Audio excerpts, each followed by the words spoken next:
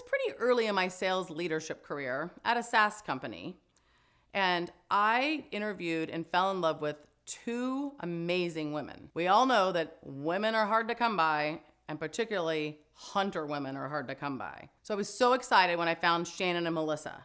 Couldn't wait for them to start. Just as I suspected, they were bright, articulate, interested. They blew through onboarding. We moved at a very fast pace. Things were going great. They were setting appointments, they were getting deals into their pipeline, they were starting to even close a few deals.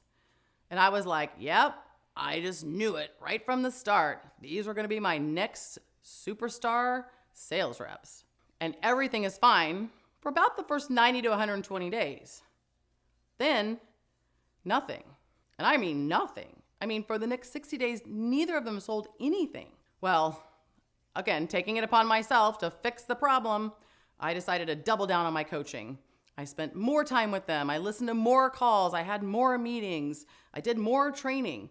I was sure that I could fix the problem. And then one day, Shannon said to me, you know what? I really love talking to the prospects, but the thought of handing them off to somebody else and not being able to talk to them again, kind of makes me sad. And I was like, what? Oh no, I knew exactly what had happened. I had mishired Shannon and possibly even Melissa. Shannon had just told me that she was a farmer.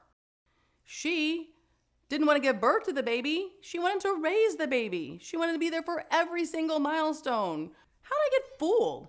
Well, okay, so I was early in my career, but remember, professional sales reps are professional interviewees, so buyer beware. Shannon was all the things I thought she was, and she really could have been a hunter, but she just didn't love it. It wasn't in her blood. She missed the relationship part. She didn't like the short-term relationship that hunters deal with on a day-to-day basis. So, good news. I had a customer success manager position open. So I moved her over, and yep, guess what? She shined. She hit all of the goals that we wanted her to hit. She was hitting 120% net retention rate. Customers loved her. She was expanding and upselling, and she was so much happier. Well, after I figured this out, I approached Melissa. I'm like, oh no, did I make the same mistake twice?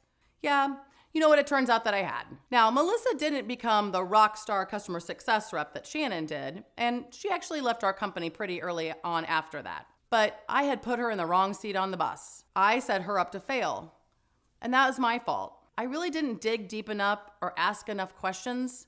Now, the women were a little bit younger as well, and sometimes you don't know yourself well enough when you're still in your 20s. So I think it was a combination of bad things coming together all at once. Me being new, them being young, trying to figure it all out. The good news is, once I did figure it out, I had a spot for Shannon that I could move her into right away. And you know what?